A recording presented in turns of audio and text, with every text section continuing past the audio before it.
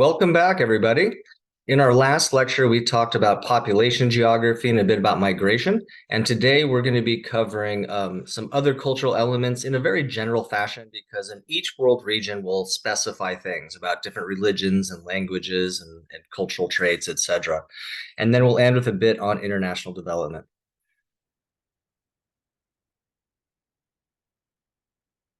So again, it's just kind of building upon the idea about population geography, we can take a look at things like urbanization. And in 2008, for the first time in human history, over 50% of the world's population lived in urban areas. Now, the definition of urban differs from one place to another, but we kind of have an understanding of what urban means versus rural, etc. So as you see here, in 1800, only 3% of the world was in what we consider urban areas. Today, it's over 50%, and it's growing. You can see in North America and much of Europe and South America and Australia, we have high urbanized populations, but we also have a lot of rural populations, whether it's in China, India, and much of sub-Saharan Africa. Now, in terms of cities, though, and again, it's a really important topic because they're growing very rapidly. And this is cities over 10 million people around the world. And in the red, we can see the idea of growth, and that's to 2015. So it's a little bit dated, but just shows that these are cities that are growing rapidly. Like Lagos, Nigeria is growing very rapidly, Bombay, Calcutta, etc. And so most of these large cities are actually located in places like Sub-Saharan Africa, South Asia, East Asia, Southeast Asia, etc. And these are the places where we're seeing the growth, where population's growing and then people are moving to urban areas. Now, in terms of cultural geography, culture is very difficult to define. We all have an idea of what a culture is, but to define it's very difficult. And I like what this kind of definition, it's a set. So it's not just one habit or behavior, it's a set of behaviors that are learned. It's not something that's in, genetic or, you inherit. It's something that's taught to you. You learn these behaviors and it's shared by a group of people. It's not just you wearing your hat backwards or something like that. It's that the entire group then starts sharing those things. And this could include everything from language, religion, dress, food options, how you greet each other, personal space. All of these are a set of learned behaviors shared by a group. And I basically just mentioned that right here: music, sports, etc. And of course, as we talked about with globalization, there are tensions between traditional local cultures that have evolved over long periods of time for different groups and our modern global culture, which is much more about globalization and spread of things like language and dress and music, etc. So there are tensions that we mentioned before in our previous class. So a couple examples include languages. This is how we actually share knowledge, right? So it's a very important thing. So different places and parts of the world will have different types of words for different things. For example, I believe that the Inuit in Alaska have 18 words for snow, different types of snow. Whereas people that come from Papua New Guinea have no word for snow because they've never seen it. So those are kind of ideas that the actual local environment can impact your language. So in terms of the percent of world languages, and these are language families, that means that they share a common ancestor, and they all over time broke off from each other. The Indo-European is the largest one, almost 45%, 46% of the world's population. That includes English, it includes Farsi, Hindi, the Russian languages, Spanish, etc. So it's the largest one. The next largest is Sino-Tibetan, and that is focused mostly on China and East Asia. So we think about Mandarin Chinese is the most spoken language in the world because it's such a large population. And then we have smaller ones in different parts of the world. We'll talk about each of these as we go through the course and talk about the different regions, like the Niger Congo in Africa, Afro-Asiatic in the Middle East, Austronesian, which is the South Pacific Islands, etc.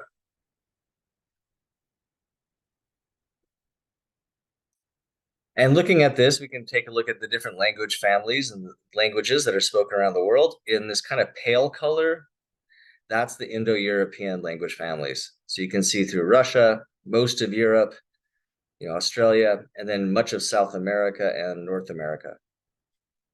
The Sino-Tibetan one is really focused again on East Asia. We think about China with Mandarin Chinese. There's multiple languages there, which we'll talk about later in the course. I probably shouldn't actually show this. I used to make a joke, you have to memorize this for the exam, but you don't. But this is the language tree families.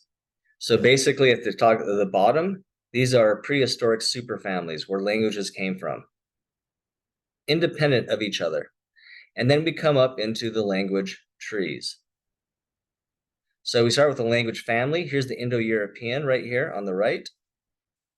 And as you move up, it branches out. You have different branches. So over time, people migrate to different places. They get separated from each other, and then they start developing different languages. They interact with new environments, etc. And over, thousands of years, they start differentiating.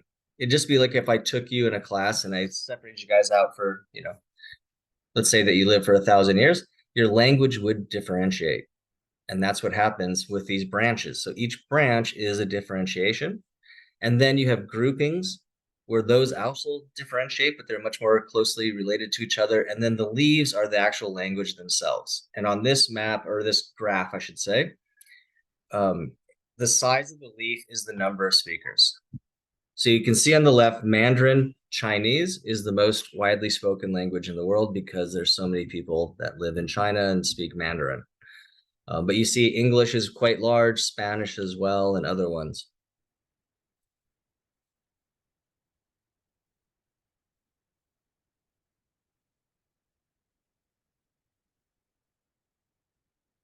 So again, you have the tree, branch, and groups and languages. But they all share a common ancestor. Now, religion's another one of these that's very related to the idea of languages. And this is the percent of the world that follows different types of religions.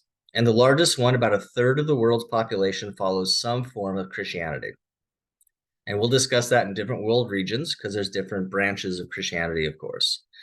About a quarter, about 20%, I should say a fifth of the world follows Islam. And again, they have different branches, which we'll talk about later in the course. Hinduism is the third largest one. And that's a very much an ethnic religion. It's really related to being ethnically, being from India and being Hindi. Then the next largest one is non-religious, people that are atheists, that don't believe or have different beliefs. We'll put it that way. And then Buddhism is the next largest one, 6%. Again, different ones. And we'll talk much more about Buddhism when we get to those world regions. And then you have these other different groups that are related. And again, for each world region, we'll talk about their religious practices.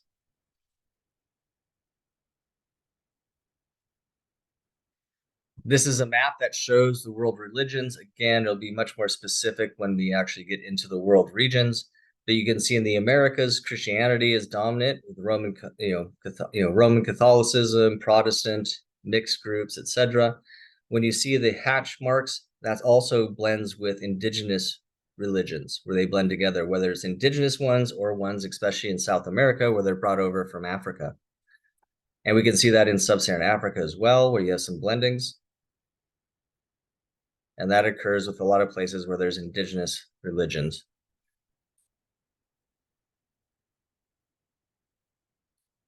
All right, so now we're going to talk about the geography of international development. This is one of my areas that I focus on. I actually teach an entire course called Geography of International Development. It's a 400 level course, so trying to put it into one lecture is impossible. But we'll just kind of do some basic things about it. And as we go through the course, we will talk about development in many ways. So development just basically means positive change. That's the very simple version of what development is. And positive change, we say mostly positive because there's also elements of development that can be negative, but it's generally considered positive change. And the major issue that we see from a global perspective is the uneven patterns of development. Some places are better off and others are not. And it depends on how we define development. Like, what does development mean to you? Is it all based on economics? Maybe it's on health. Maybe it's on education. Maybe it's on the environment. So we all have different versions of what development means. But the idea is that there's uneven patterns around the world. Now, just a few numbers. 1.5 billion people in the world are considered poor, meaning that they live on $1 to $2 a day. 1.1 billion more are called extreme poor, and that means that they live on less than $1 a day. So 2.6 billion people are either poor or extremely poor in the world. Now think about it, we have about almost 8 billion people. So we're looking at almost a third of the world's population living as poor or extremely poor. Now, another thing is, how do we classify development? There's a lot of different terms for this. One is more developed countries, MDCs, and less developed countries, LDCs. There's some variations of this terminology, but a lot of people don't really like that one because it kind of gives a binary thing where you're either more developed or you're less developed. So, for example, is Nigeria and Brazil on the same level as being considered less developed? Second, it also has kind of elements of, connotations of negativity. Oh, you're less developed or more developed, things like that. So there's problems with that, but that's what we're going to see in our textbook, and that's what you're going to see in a lot of things that you read and discuss. Another one is, you probably have heard the term third world. And we think about third world, we think of poor countries. That's kind of a generalization, but it's really geopolitical. The first world during the Cold War was the United States and all of our allies. The second world was the Soviet Union and all of their allies. And the third world were the countries that had just become independent after World War II. That's where we saw the rise of most independent countries around the world. And they called themselves the non-aligned movement. They didn't want to align themselves with the Soviet Union or the United States. And that was what the third world was. It just happened that they were newly independent, former colonies, and were relatively poor. So third world got assigned with being poor, but it really was geopolitical. So we don't use that term really that much anymore. Another one is north-south, and that's what this map shows. So generally speaking, countries that are materially better off tend to be north of 30 degrees north latitude. That's that red line. It gets kind of screwed up here in Central Asia. And also, by the way, Russia's been kind of pushed into that southern category. And then Australia, New Zealand screw it up. So they just put a box around them and say that they're part of the north. So we talk about the global north and global south. That's used pretty regularly. And so you'll see that quite a bit. But just understand that that's between places that are relatively better off and relatively not so much. Again, a binary, though, that's a problem. Now, in the 1970s, a new thing came out called world systems theory, and it's called the core periphery model. So basically, you have a core, that's the richer countries of the world. And especially if coming from, and it's like a global system. So we have North America, much of Western Europe, Australia, New Zealand, and Japan. Then we have what's called a semi-periphery, which are countries that are relatively pretty well off, but but they also kind of dominate the areas like China, India, Iran, Brazil, Argentina, Mexico, South Africa. And then you have what's called the periphery.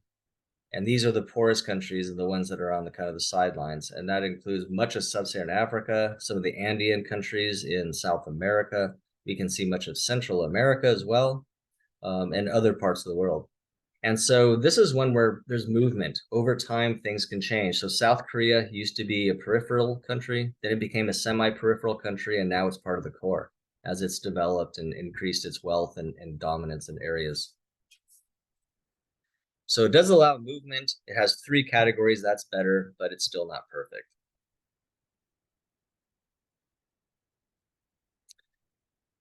Now, this is something we'll talk about probably in our next class next week when we talk about the Caribbean and Latin America. And this is during the colonial era, the extraction of wealth that went back into Europe and really contributed to the rise of capitalism and industrial revolution.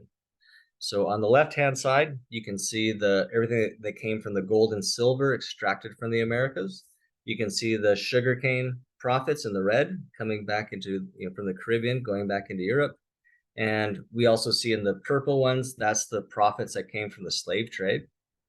And we'll talk more about that later in the course in more detail. And then we also have the green ones that are coming from India and China, which is the opium trade. And all of that money was funneled back during the colonial era into Europe, and it fueled the rise of the Industrial Revolution. And then that fueled the rise of capitalism. And again, that's something that we'll be talking about later in the course.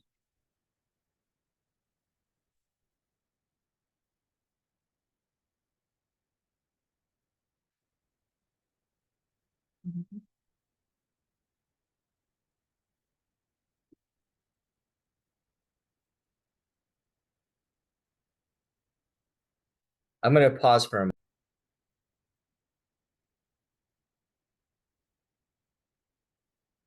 Okay, sorry about that little pause in the things, but let's go back to development. So a couple of ways that we measure development, there's people that focus on economics, some focus on more social measures like life expectancy and healthcare and education. And I think it should be a blend of both. So we're going to take a look at both of them. So the first one that's really popular is the gross national income, purchase parity per person parity per capita. Purchase parity, yeah, it's a really long one, but basically it just adjusts the amount of money that, the gross national income based on income. And the fact that, like, for example, a dollar goes a lot further in a place like Bolivia than it does in the United States. So gross national income, purchase parity per capita, is basically the amount of everything produced and sold in a country in a given year, minus the money that goes to other countries, but added the money that our companies earn, for example, in Germany. And so it's just an adjustment, but it's kind of a general idea about productivity, a gross national income for a country. It doesn't mean that everybody shares in the same amount of money. It's just that that's how much is produced, which relates to income inequity. So that means that, of course, you can have a very rich country, especially a lot those in the Persian Gulf where they have a lot of oil wealth, but the money goes just to a select few. So if you actually had a number that was 1 on the Gini coefficient, it basically looks at the difference between how much wealth is owned by the top 10% versus the bottom 10% of your population. So if it's a score of 1, that means one person owns all the wealth. No one else has anything. If it's a score of 0, it means that everybody shares equally. So the higher the number, the higher the inequity. And we can see the highest ones happen in really parts of South Africa, Namibia, Botswana, South Africa, etc., where they do have wealth, especially in things like diamonds and gold, etc., but it's being held by a select few people, and the majority of the population don't benefit from that. Latin America is one of the most unequal places overall in the world in terms of inequities. And you can see in the US, we're kind of in the middle ground, but places like Western Europe, Australia, Canada, they have much lower levels of inequity. Another thing is life expectancy. So on average, how long you will live. And you can see in what's up here, again, these kind of categories, the developed world, we can see that it's right around 80 years. In the developing world, it's right around 70. And we can see the differences between North America, Europe, Japan, South Korea, South Pacific, etc. And then we can see in what are considered the developing countries, again, a term I don't like, we can see it's a little higher in like Latin America and East Asia, but it really drops in sub-Saharan Africa where the life expectancy is about 57, 58 years of age. Now, the United Nations has come up with a way to measure development. It's not perfect, but it basically takes in 4 factors on 3 dimensions. Life expectancy at birth is supposed to measure health.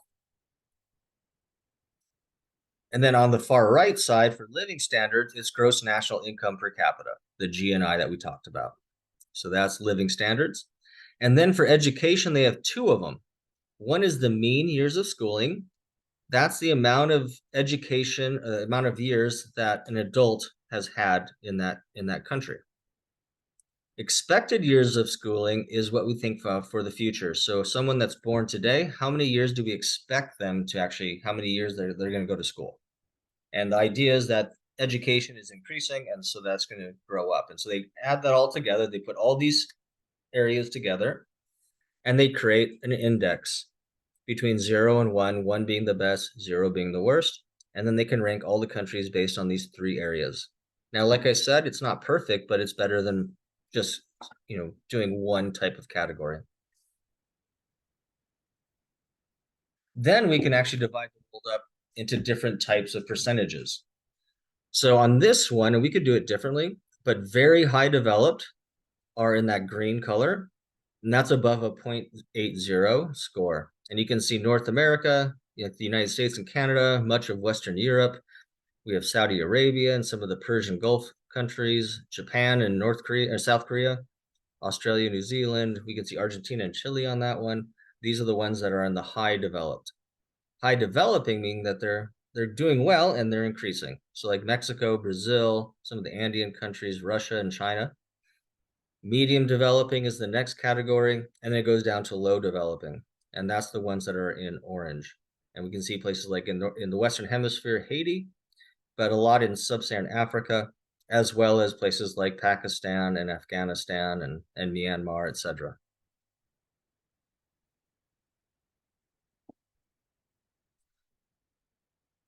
So in terms of these numbers, this is from 2021. It's the most recent one that I've been able to get my hands on from the United Nations Human Development Index. And you can see that Switzerland comes out as number one. They have a life expectancy of 84, which is outstanding. Expected years of schooling is 16 and a half years. Mean years of schooling is about 14, and they have a pretty good gross national income per capita of 66,000. But as you go down the list, and this is the top 20 or so, we can see the US, we come in at 21st. We fall behind all of these other countries. Our life expectancy is the lowest of all of these countries at 77. So something's wrong with our healthcare system. Expected years of schooling is about 16.3. Mean years of schooling is 13.7. That's not too bad. And we have a decent gross national income per capita, but we fall well below all of these other countries when you make this index, whether it's Iceland, even Hong Kong, Sweden, Finland, Singapore, New Zealand, etc. And I like to see Liechtenstein, their gross national income per capita is over 146,000, which is really high. Some of the Persian Gulf countries have really high ones as well because of the oil wealth. Now here's the bottom ones. And I believe almost all of these, except for Afghanistan, are in Sub-Saharan Africa. And if you compare the numbers that we had on the previous one, just to kind of take a look at Switzerland, and then let's look at South Sudan. Life expectancy is 55. Expected years of schooling is 5. Mean years schooling is about 6. And the gross national income per capita is 768. So you can see the vast differences and unevenness that we see around the world in terms of development based on these measures.